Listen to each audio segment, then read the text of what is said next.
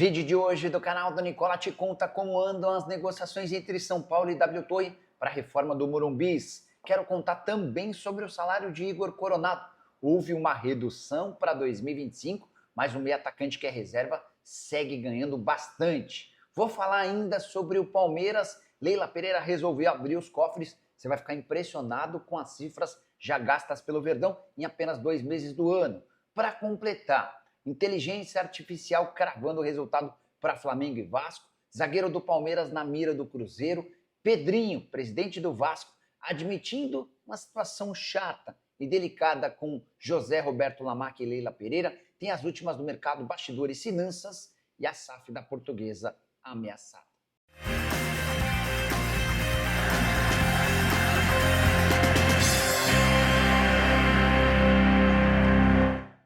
Fala aí pessoal, sou Jorge Nicola, bem-vindos a mais um vídeo do canal. Sempre bom ter vocês por aqui, sem perder tempo. Só pedir para deixar like, se inscrever no canal e ativar as notificações.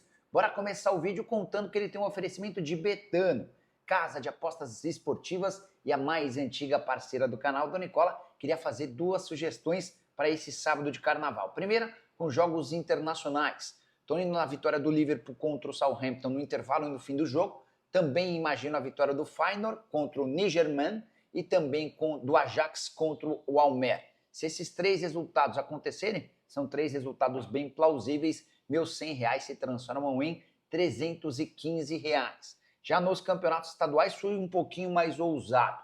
Estou imaginando a vitória do Flamengo contra o Vasco e a vitória do Palmeiras contra o São Bernardo. Estou colocando os R$100 para voltar em R$270 para você fazer sua fezinha na Betano. É super simples, estou deixando um link no comentário fixo, você clica, faz seu cadastro, preenche todos os dados, depois é só fazer qualquer depósito e começar a se divertir. Lembrando, casa de apostas esportivas é permitida apenas para pessoas com mais de 18 anos de idade. Jogue com responsabilidade, combinado? Bora começar o vídeo com aquele tradicional giro de notícias e a primeira informação é surpreendente. Pouquinho antes do fechamento da janela de inscrições, o Internacional anunciou Oscar Romero, irmão do corintiano Angel Romero. O Oscar havia disputado o Campeonato Brasileiro do ano passado pelo Botafogo e desde então estava livre no mercado.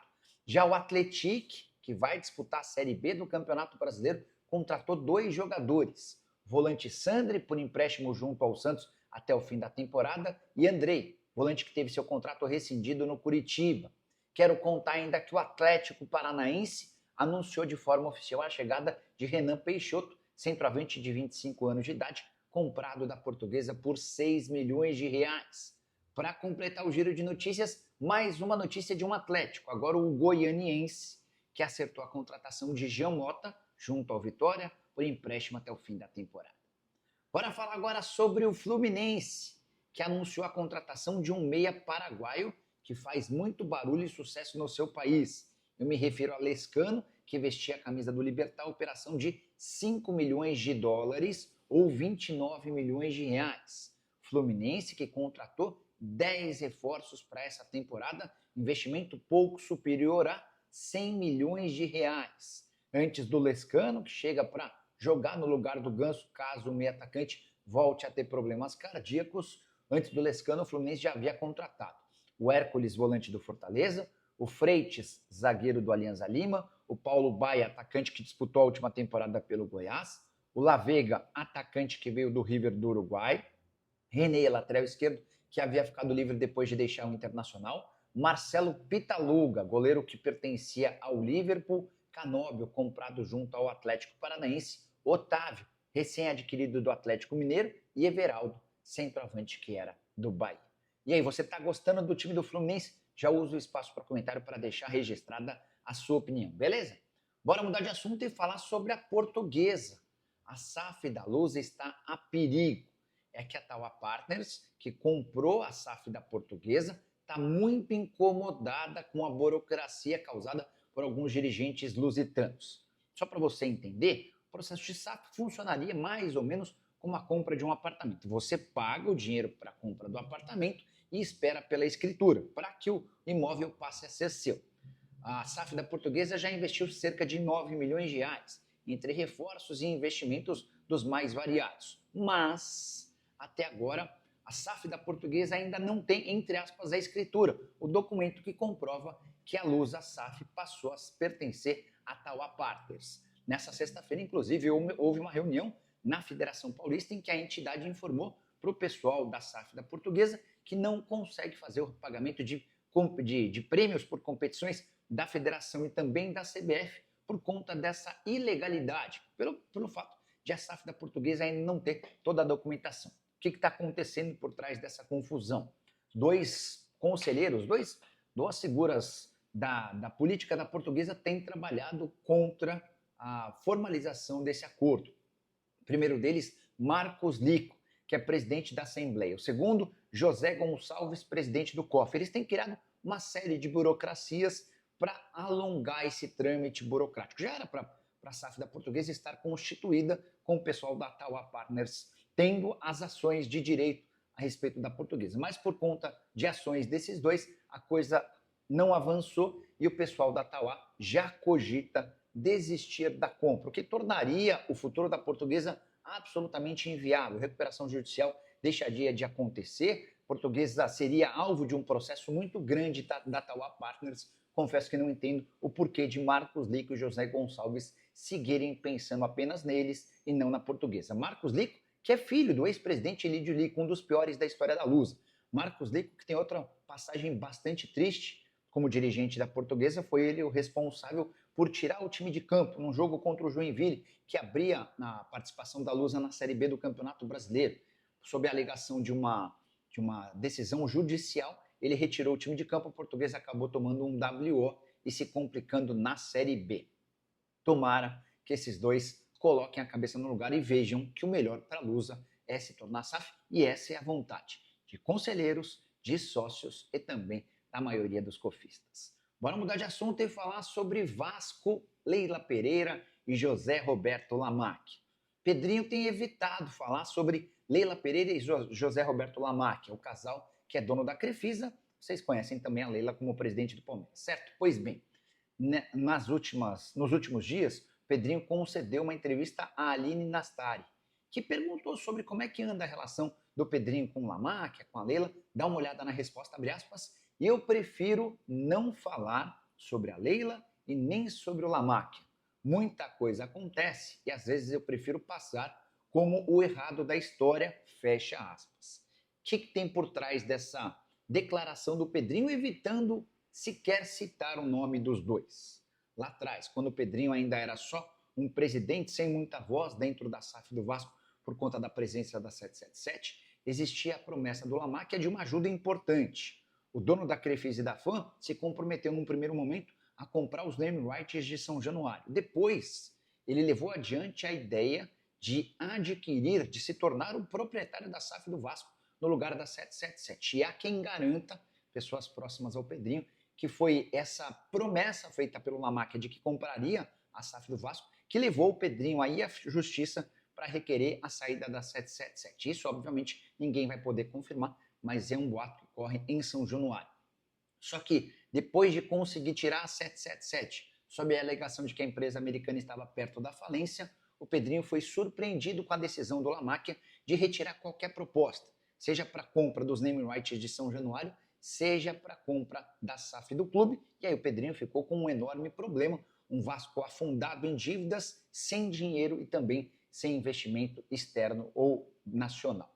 Diante disso, dá para dizer que Pedrinho se tornou uma pessoa bem distante do casal Leila e José Roberto Lamarque. Só para completar, pessoas próximas do Lamarque garantem que ele decidiu desistir da compra da SAF do Vasco por conta de pressões no Palmeiras. Ficaria ruim para a esposa dele, a Leila Pereira, ter o marido comprando a SAF de um outro rival. Bora falar agora sobre o Cruzeiro, que anunciou Wanderson nessa sexta-feira e ainda está atrás de mais jogadores. Uma das possibilidades é Naves, zagueiro de 22 anos de idade, formado na base do Palmeiras. 8 partidas na atual temporada, o Naves perdeu espaço no clube, especialmente depois das chegadas do Mikael e do Bruno Fux. Até por isso, o Palmeiras já topa negociar o Naves. Conversei com o Diogo Silva, que é empresário do Naves e também dono da Web Soccer, e o Diogo me confirmou que houve uma sondagem do Cruzeiro que ainda não se transformou em proposta. Se o Cruzeiro efetuar uma oferta, a tendência é que o negócio saia e a janela de inscrições, que se encerrou nesta sexta-feira, volta a reabrir entre 10 de março e 11 de abril para atletas que disputaram campeonatos estaduais, caso do zagueiro palmeirense. 22 anos de idade, enorme potencial, embora ainda não tenha conseguido explodir com a camisa alviverde. Você, torcedor do Cruzeiro, acha que a Raposa precisa de mais um zagueiro? Só para completar, todos os novos reforços do Cruzeiro precisam ter o aval de Leonardo Jardim. Esse é um acordo que o técnico português tem com o Pedrinho BH e também com o Alexandre Matos. Bora mudar de assunto para contar o resultado de Vasco e Flamengo, que fazem nesse sábado a primeira partida semifinal do Campeonato Carioca. Em outros vídeos, já havia trazido para vocês palpites e projeções de tarólogo, de cartomante, enfim, de uma série de pessoas e situações. Agora, quero me fazer valer da inteligência artificial para apontar o resultado de Vasco e Flamengo, jogo no Newton Santos no próximo sábado, na partida de volta, a partida no Maracanã. De acordo com a Meta AI de inteligência artificial, o vencedor do clássico desse sábado será o Flamengo. E a justificativa, abre aspas, Vasco e Flamengo é sempre um clássico emocionante. Consideradas as equipes atuais, eu diria que o Flamengo é o favorito para vencer. O time tem uma equipe mais experiente e forte, com jogadores como Bruno Henrique e Arrascaeta, que podem fazer a diferença do jogo. Além disso, o Flamengo tem um bom histórico recente contra o Vasco, com 6 vitórias e 2 empates nos últimos 8 encontros. O Vasco, por outro lado, precisa vencer para tirar a vantagem do empate que o Flamengo possui, fecha aspas. Essa é a projeção da inteligência artificial. Você concorda, discorda? 2-1 é um bom palpite? E eu acho que o Flamengo vence, mas sem levar gols. Vale a lembrança de que desde que o time principal do Flamengo passou a disputar o campeonato, nenhum gol foi sofrido.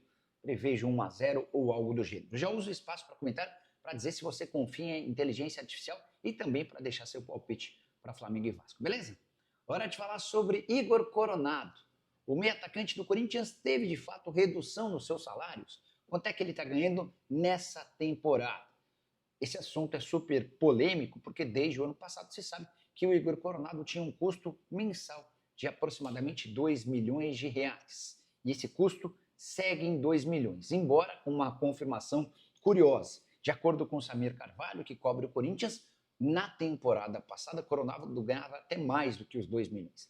Nessa temporada, com uma pequena redução, ele passa a receber 2 milhões de reais mensais, 600 mil reais em carteira, 400 mil em direitos de imagem, mais 1 milhão de reais por mês em luvas. Serão pagos 12 milhões de reais durante a temporada. Esse valor da luva equivale a um prêmio pela assinatura do contrato. Como o Coronado chegou livre ao Corinthians, ele teve direito a um prêmio por essa assinatura, que foi diluído ao longo de todo o vínculo. O que deixa de acontecer nessa temporada é um custo da comissão para o empresário. Até por isso, o custo do Corinthians com o Igor Coronado diminui, mas os vencimentos do meio atacante giram na casa dos 2 milhões de reais por mês. Coronado que até reagiu, tem jogado melhor nessa temporada, mas não o suficiente para garantir a ele lugar de titular na equipe principal, equipe titular que tem Rodrigo Garro, Memphis Depay e Yuri Alberto. Vale a pena gastar 2 milhões com o Coronado? Usa o espaço para comentário para registrar a sua opinião, beleza? Hora de falar sobre o Palmeiras. Quero contar para vocês que Leila Pereira, muitas vezes acusada de segurar o dinheiro, de economizar, decidiu ir às compras. E em apenas 2 meses já fez da temporada de 2025 a com o maior investimento da história do Palmeiras em todos os tempos. Vou dizer mais. Os 3 reforços mais caros já comprados pelo Verdão vieram todos nessa janela de 2025. O mais caro do futebol brasileiro em todos os tempos, Vitor Roque, 156 milhões de reais. O segundo reforço mais caro do Palmeiras, Paulinho, adquirido do Atlético Mineiro por 110 milhões de reais. Terceira colocação na lista de reforços mais caros do Verdão em todos os tempos, Facundo Torres, adquirido junto ao Orlando City por 73 milhões e meio de reais. O trio custou praticamente 340 milhões de reais. Bastante dinheiro, hein? Só para completar, 6 aquisições ao longo desse ano. Mikael, zagueiro, Martínez, volante e Bruno Fux, também zagueiro, foram os demais reforços. Investimento total do Palmeiras de 417 milhões de reais. O único que veio sem custos foi o Bruno Fux, embora o empréstimo junto ao Atlético Mineiro preveja a obrigação de compra caso metas sejam batidas. Bora mudar de assunto e falar sobre o São Paulo. Como andam as negociações entre o Tricolor e a W Torre para a reforma do Morumbi? A notícia não é boa. Há enorme dificuldade para um acordo entre São Paulo e a construtora. Eu diria para você que a coisa nunca esteve tão fria quanto atualmente. A última reunião em dezembro não garantiu qualquer avanço. E a verdade é que o São Paulo está praticamente desistindo de levar adiante aquele acordo de cavalheiros que havia sido selado no fim do ano de 2023. Na oportunidade, meio às pressas, Júlio Casares acabou por divulgar que tinha a intenção, ao lado da W Torre, de fazer uma grande reforma do Morumbi, tornando o estádio São Paulino uma das arenas mais modernas do mundo. A ideia era repetir o que o River Plate fez no Monumental de Núñez, rebaixando o gramado e criando mais uma arquibancada, que aproxima o torcedor do campo. Mas tudo pegou quando a W Torre começou a discutir com o São Paulo as contrapartidas para um investimento que giraria entre 500 e 800 milhões de reais. A construtora, por exemplo, exigia que o gramado fosse sintético, até porque, para tentar recuperar esse investimento, a W Torre pretendia fazer uma série de shows ao longo das temporadas. São Paulo não gostou desse ponto. Depois, W Torre e São Paulo também divergiram em relação ao calendário. A chave do Morumbi seria de quem? Do São Paulo ou da W Torre? A W Torre precisa, para fazer o projeto se tornar viável, realizar o máximo de eventos possíveis, o que obrigaria o São Paulo a perder jogos importantes dentro de casa. Isso também não foi bem avaliado, especialmente entre aliados do presidente Júlio Casares dentro do Conselho Deliberativo. Até a venda recente dos name rights do estádio não pegou bem. O São Paulo se associou ao BIS, vendendo o nome do estádio para Morumbis. Isso, de acordo com a W Torre, também prejudica o projeto, porque uma das fontes de receitas que a W Torre teria seria de vender os name rights. Só que fica muito mais difícil você vender um name right que acaba de ser comprado por uma outra empresa. Essa troca constante de nomes do estádio costuma dificultar uma nova negociação. E aí, diante desse cenário, dá para dizer para vocês que o São Paulo praticamente abandonou a possibilidade de fazer uma reforma via W Torre. O projeto principal hoje, aquele que tem consumido todo o investimento dos dirigentes tricolores, tem respeito ou desrespeito às negociações com o Evangelos Marinax, que promete investir 100 milhões de dólares na base, mas também no elenco profissional, uma parte dessa grana no elenco profissional para contratação de jogadores. Não dá para dizer que é uma SAF propriamente dita, mas o que mais se aproxima disso. Você gosta da negociação com o Marinax? O que pensa sobre as contrapartidas exigidas pela W Torre? Dá para levar adiante essa história ou é melhor abortar? Usa o espaço para comentário. Só não esquece de deixar like, de se inscrever no canal. A gente se encontra assim que surgir notícia.